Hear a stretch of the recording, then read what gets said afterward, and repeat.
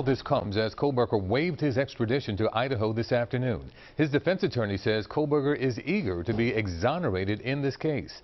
This afternoon's hearing lasted only 15 minutes. Members of Kohberger's family were in the courtroom. Chief investigative reporter Joe Holden continues our live coverage right now from Stroudsburg. Joe?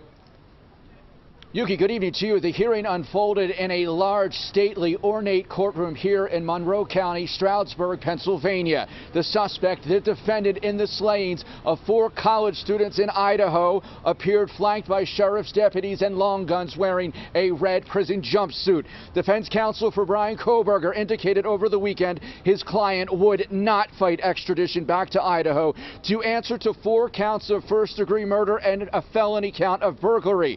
As far as the proceedings here before this judge, it was only dealing with a fugitive from justice arrest warrant. The elephant in the room is the actual quadruple murder case out of Idaho.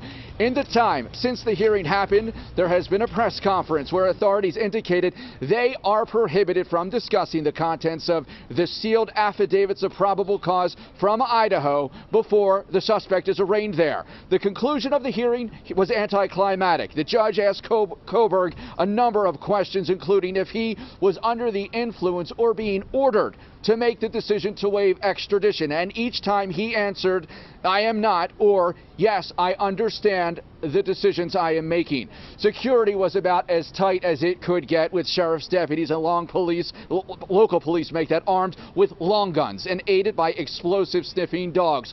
Kohberger's family was in the courtroom. They largely ignored the half-dozen rows of reporters seated behind them. Now, at the sight of Bryan Kohberger, his mother and sister shook. They cried. Bryan referenced them a few times during the hearing, shaking his head in a nod to his father.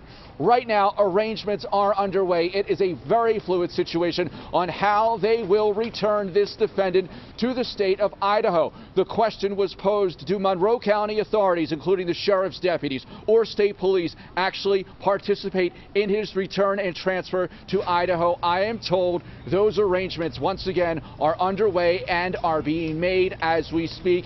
So many questions do remain. I'll leave you with this, though. The first assistant district attorney, when asked by Eyewitness News if he could specify the seriousness, the severity of those allegations, here is some of what we heard from that press conference a short time ago. But having read those documents and the sealed affidavits of probable cause, I definitely believe that one of the main reasons the defendant chose to waive extradition and hurry his return back to Idaho was the need to know what was in those documents. So once again, Bryan Kohberger remains at the Monroe County Jail. It is anybody's guess right now, according to that press conference we were just at, when he will go back to Idaho. Of course, the question is who takes him there? When does that happen? The judge says there are 10 calendar days to figure that out. We are back on Eyewitness News at 6 with the latest on this unfolding story that has caught international attention here in Monroe County. For now, we're live in Stroudsburg. This is Joe Holden, CBS 3 Eyewitness News. Joe, we thank you for that, and we are committed to giving you the very latest on the investigation. And when we are not on television, you can always get the latest on CBSPhiladelphia.com.